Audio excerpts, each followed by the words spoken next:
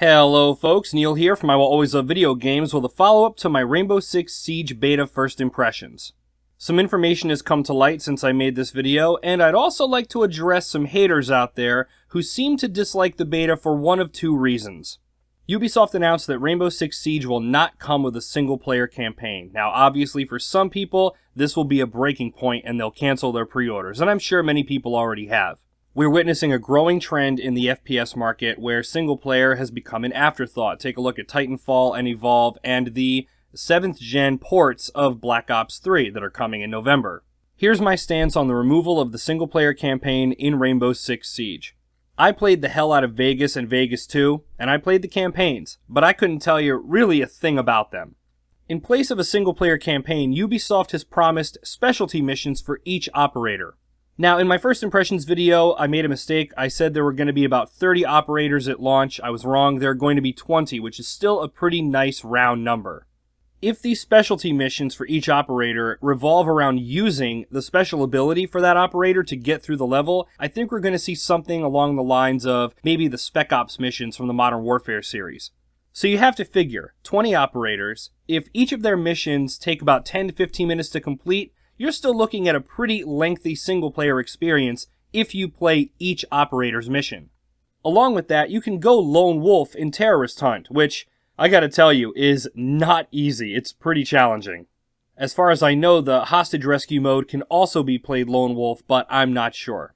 Now, with Ubisoft launching this at $60, I do have to admit, to many people, that's gonna be a huge turnoff. No campaign, $60, forget that.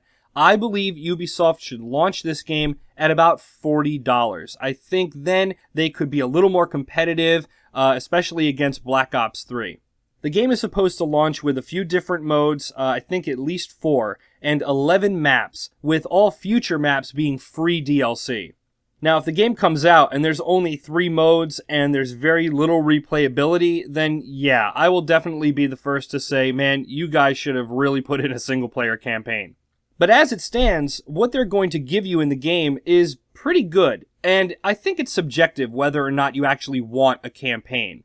How many Call of Duty players actually play or even complete the campaign? Again, it's totally subjective, and it seems to be just where the industry is going. I know a lot of people don't really like it, and to a certain extent, I don't really like it either, but again, it all depends on what you're actually getting for your money. People are saying that Rainbow Six Siege will be the next Evolve, and to that, I disagree, and here's why. First off, Evolve runs on dedicated servers, and it's a multiplayer-only game, so once the servers are gone, your Evolve disc is a coaster. Rainbow Six Siege, like the previous Rainbow Six titles, run peer-to-peer, which means as long as your friend has a copy of the game, you can always play with them. Evolve also only launched with what is essentially one mode, 4 people against 1 monster. Rainbow Six Siege, as I stated earlier, will not only contain a multiplayer-only component, but you can also play lone wolf against bots, and you can change the difficulty. You can ramp it up to realistic if you want a really hardcore experience, or if you just want to run around and goof off with friends, you can leave it on normal difficulty. I have been saying for years that if a company is going to release a multiplayer-only game, you have got to make sure of 2 things. 1, an ability to play with friends even when servers are gone and the community has died. And 2, enough variety to keep you invested to continue playing. I still say Ubisoft should lower the price of the game to $40, and I hope they come up with that decision prior to the game's launch. I'm sure lots of people are going to disagree with me on this. I am personally getting the game just so I can play with friends and play Terrorist Hunt and hunt down enemies in a tactical, calculated way.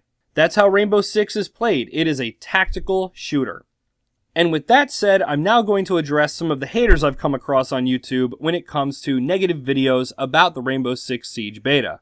As I stated in the beginning of this video, it seems that the majority of the negative videos on YouTube about the beta, not all but most, I'd say 4 out of 5, tend to revolve around one of 2 reasons. 1, people who don't understand what the word beta means, and 2, people who are disappointed that Rainbow Six Siege isn't a arcade-style run-and-gun shooter.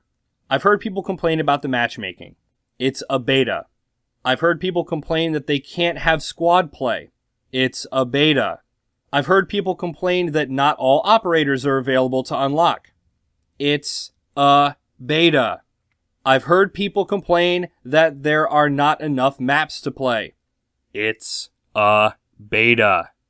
The point of a beta is to stress test the game and give you a taste of it to see if you'd want to pick it up come launch day. What did you expect them to give you? The entire complete retail game for free for a weekend? That's absurd. Then there are people that complain the game is too slow. The movement is too slow. Gunplay is too slow. It's boring. It takes too long. This game is a tactical shooter. If you're picking up a Rainbow Six game and you're expecting to run into a building guns ablaze, you're gonna have a bad time. There seem to be a lot of people out there who are upset that they couldn't just put in this game and run around and do 360 no-scopes.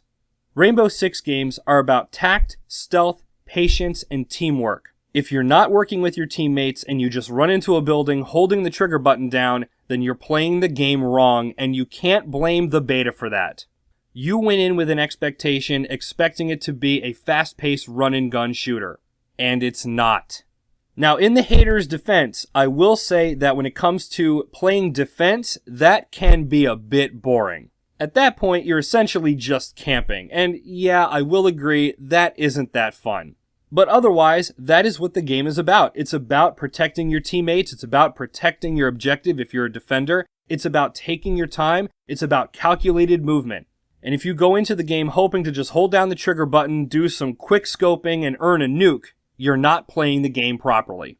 With all of that said, I'm still excited for the game. I'm probably not going to pick it up on launch day, but more than likely I will get it during the month of December. Do you agree with my opinions? Do you disagree? Are you picking up the game? Let me know in the comments below. Thank you for watching, and until next time, my name is Neil, and I will always love video games. Have a good one.